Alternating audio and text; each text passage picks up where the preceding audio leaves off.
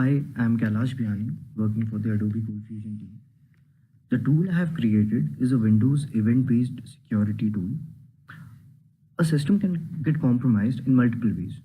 The reasons can vary from malicious code, software being downloaded from the internet, or through a network maybe, and executed on a system, to a PowerShell or a dictionary attack to gain access to the system. What we'll be talking about is how this tool works and how this tool can solve this problem.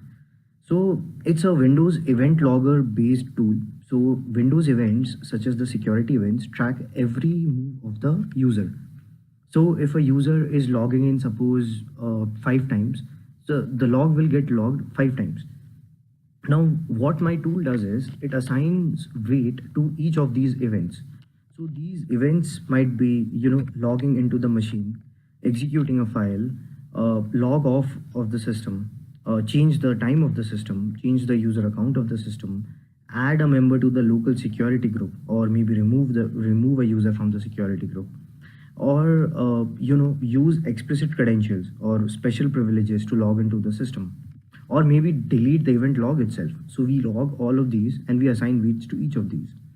Now, when the weight cross a particular threshold, we know that something might be going on in the system, because what we do is we keep a time frame of, suppose, 5 minutes, 10 minutes, 15 minutes. That's based on the user system. And within that time, if the total weights cross the threshold, means it might be a hack. The other way we track everything is through a file watcher API. Now, let me give you the classical example of Strucknext. So what happened in Strucknext is a particular system was compromised, and using that system, the file was put into various other systems. So when you look at the face of it, if a file is executed from a system, you will hold that the system's owner as responsible for the attacks. But it might be that the file was actually downloaded in some other machine in the whole network and copied to that particular system. So in that case, if you do proper forensic analysis, which takes a lot of time, you'll get to see that actually the perpetrator was someone else. So that's what we are trying to solve. When this tool is run on any system, what it does is it gathers info, maybe the checksum MD5. So what I'm doing is I'm gathering the MD5 of all the files in that system, and it is being stored in a centralized server.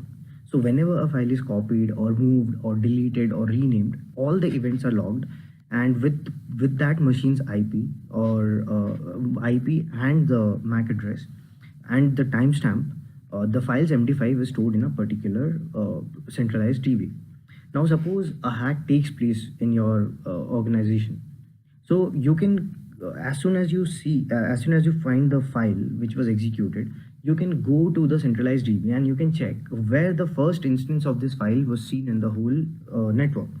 So that way you get to pinpoint the exact machine which got hacked, because of which the whole organization was hacked.